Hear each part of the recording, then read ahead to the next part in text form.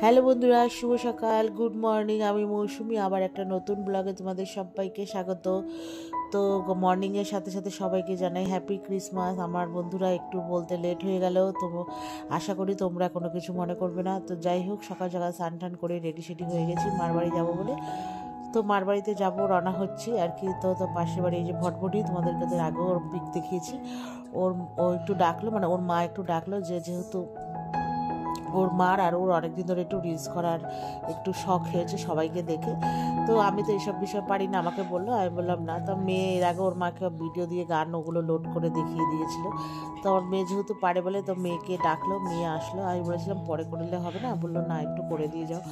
তো যাই হোক, আমি আর মেয়ে দুজনেই এসছি। তো আমি আসবো না, আমি মেয়ে যাতে আমাকে ডাকাডাকি করলো। তো আমি বললাম ঠিক আছে চলো, এসছি। তা ওদের ঘরে ক্রিসমাসের ট্রিটা সাজিয়েছে। তো ওর মা ওইখানে মেয়ে একটু ভিডিও করছে, তার সাথে আমিও করেছি।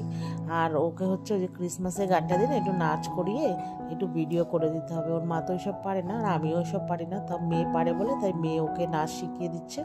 তো দেখে দেখে ও, মানে আমি ভিডিও করে দিলাম গানটা চালিয়ে, আর আমার মেয়ে ওকে একদিক দিয়ে নাচ শেখাচ্ছে, আর ও দেখে দেখে করছে।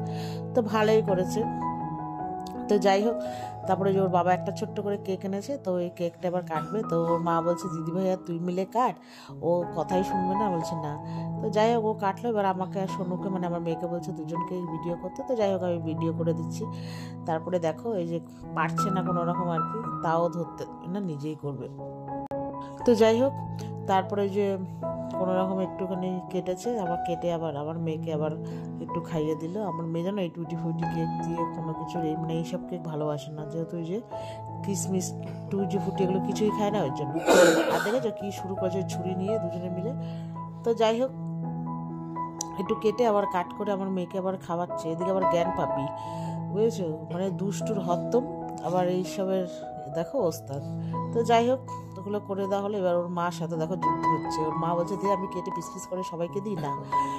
তারপর যাই হোক, আমি বলছিলাম খাবো না, তারপর ওর মা বললো না এসছে একটু খাও।